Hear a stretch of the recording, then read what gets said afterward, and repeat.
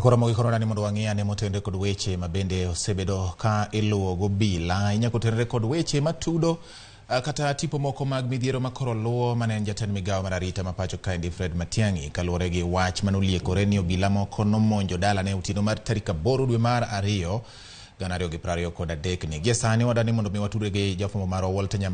Nyambaga mabende nomondo log tich mar obila mag okwach kich kata DCI kama manen jatend migawo Matiang'i ne ochopo kawuono mondo mi odhi ondik dhoge kaluwore kod gino ma obila osebedo ka temo nono adieri motende kod wach ni obila moko ne omonjo dala Matiang'i e odhiambo ma tarik 8 dwe mar 2 higa niendi. Nyambaga nitiere kanyo kendo ma odwano lero ne mathoth ahinya kotende kod jok mane oteno Matiang'i nyaka gie sani gin ang'o gini ma osewacho kata ang'o gini ma yangore kotende gi monjno kata gima no obila mag DCI dwaro ng'eyo. Parni okil mare Danstan Omari osebedo kawacho ni obila ne okoluwo chik chiwo samath mar luongo Matiang'i mondo mi ochop e log tich mar DCI bure Nairobi ka bende owacho ni nitiere gik moko ma nyiso ni obila go dwaro ni mondo mi ondhi Matiang'i. Walter Nyambaga kopo ni winja adani mondo kori lerno ne to gin ang'o gini mosetimore log tich mar obila mag okwach kich DCI nyaka ne mane en jatend migawo Fred Matiang'i donji mondo mi ondik dhoge kotende kod weche ahinya monj ma liekore ni obila notimo e dala ne dwe mokalo.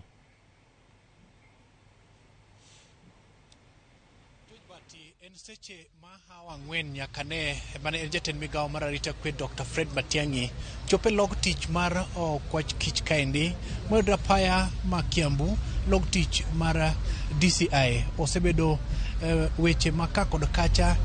ka okinyi ma kawuono kar seche mag 2 kane jatend ochopo ka kod okil kama loka mage to no geng'ne okinde mage ni en owuon emando ni mondo donje e apisi mondo mi ondik dhoge makmani mano no giko lwari e Lwanda kalure kit kaka ne koro kinde mage owuok tung mosuo kendo ndwe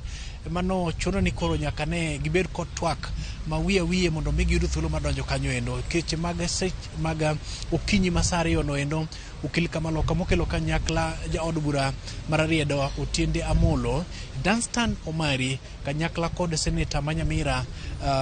miluongo ni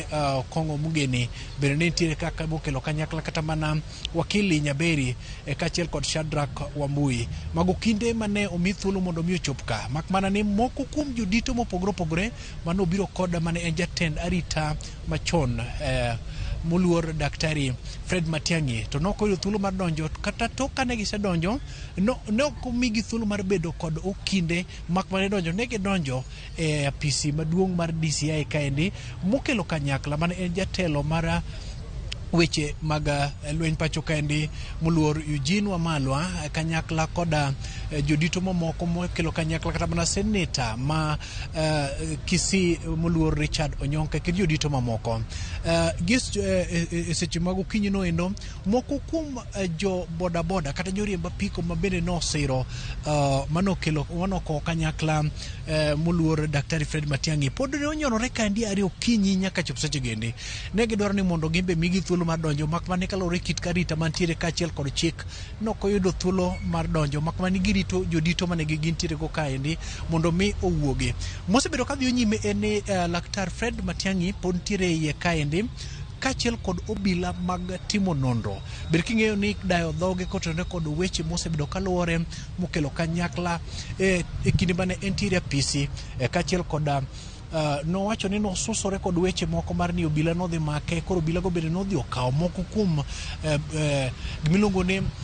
tipo mag wang' dede pacho kata par mare wach mokil kama loka Danstan Omari kachiel kod Nyaberi osebedo ka lieko ne jatelo no onge kod ketho moramora ni ne en gi ratiro mar loso e kinde mago midwa roch ratiche kod jogo mosebedo ka chwalo arita kwe pacho kaendi. Nitiere weche moko mane thinyore jatelo no wuok pacho kaendi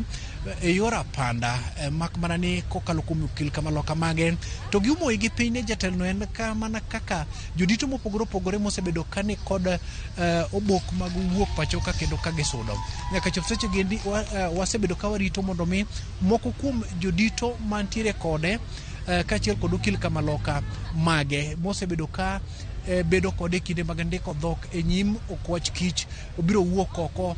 tok ka gisetieko mondo mi gilos kod ute mag fwambo kanyo biro yudo malingling mopogore kod mano ma wasebedo ka wang'eyo ni idaye dhoge kotenore kod weche moko ma obila dwarie ler mondo mi okonyre weche mag timo nonro. George Bati, pod wanatiere kani kalure kod samantiere ibiro yiena mondo gi kod kanyo nikech itwa kachiel kod wang'wa pod otegore mokalo makamana ni kapok awe thuolo to abiro mana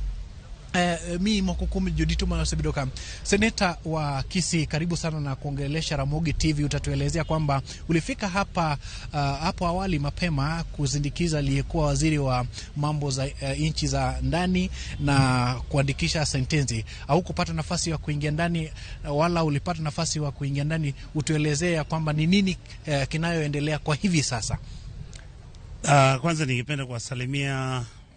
watu wetu. Yes. Kule ndani tulikuja hapa asubuhi, Mheshimiwa Matiang'i alichukuliwa akaenda kule ndani na mawakili wake, Danstan Omari, Okongo Mogeni, Otiende Amolo, Mheshimiwa Eugene Wamalwa na Mheshimiwa Mogaka. Walienda pale, yale ambayo yapata pale ni mambo mbili matatu ambayo kwangu si mambo ya kimuhimu, si mambo ambayo hatuyajui. Okay. Vile tumekuwa tukisema, kesi hii ni kesi ya kisiasa. Kwa sababu kuna wengine wanasema kuwa Mheshimiwa Matiang'i alijihusisha kwa zile kura ambazo zilikuwa zinaendelea na mambo kama hayo. Lakini sisi tunasema kuwa tunataka sheria ifuatiliwe. Kama sahihi tumeelezewa kuwa hawa jamaa kitu wanataka kufanya hapa ndani ni kumshika Matiang'i mpaka saa 12 ndio asiende kotini, ama akienda kotini kama anatoka hapa saa 10 afike kule apata kuna magistrate ama judge, ili wanataka waone kuwa yeye amelala ndani. Na hiyo sheria tulibadilisha. Hata siku hizi mtu akiua mtu hupewa bondi baba. Sasa hizi vitu ndogo ndogo wanazungumza hapa, anasema sijui ati Matiang'i alisema ati watu walienda kumshika kwake. I say baba, ati ndio sababu unamfanya usije ukampatia yule aliyekuwa waziri wa mashauri ya nchi ya ndani ya nchi yetu tangu mwaka 23 Kenya ilipopata independence. There has never been a minister who has been taken to court for performing his duties. Asante. Because if somebody is trying to say now they want to penalize Matiang'i and they want to attack Matiang'i was serving under Uhuru Muigai Kenyatta na William Ruto. So na wao waje watuambie what is this that is going on. And we don't want governance of victimization. Okay. That's our position. Asante sana Seneta kwa kutuelezea haya. Nyakura Mugajwang mano en Seneta Makisi Richard Onyonka mano chotelo ne mane en jatend arita kwe Dr. Fred Matiang'i to gise chigendi pod wanatire kamar ng'iyo ni gigo mabiro dhi nyime kendo bende obiro lieko dikachiel kachiel nyaka studio George Bati dhi nyime kod weche manyien. Erokamano Nyawolta Nyambaga kuom miwa lipot manimba inya kotendo kod gik madhi nyime e log tich mar okwach kich DCI buore Nairobi manala apaya ma Kiambu Road kendo owinjo ma dhi nyime gesani nyakora mogi kaluore kod kaka Walter Nyambaga osemiwagono pod waketo wang'wa kendo wachiko itwa mar mondo mi wabiwa miye dieri mar wach kaka gik moko medo lokore e log tich mar DCI kata kabende diponi manen jatend migawo no angne chiu wach ne jofwambo bang'e kowuok kanyo kata koponi inyalo dware ni mondo mi obed kama chielo mago duto te wal medo luoni mondo ang'no kelnigi e yor adimba.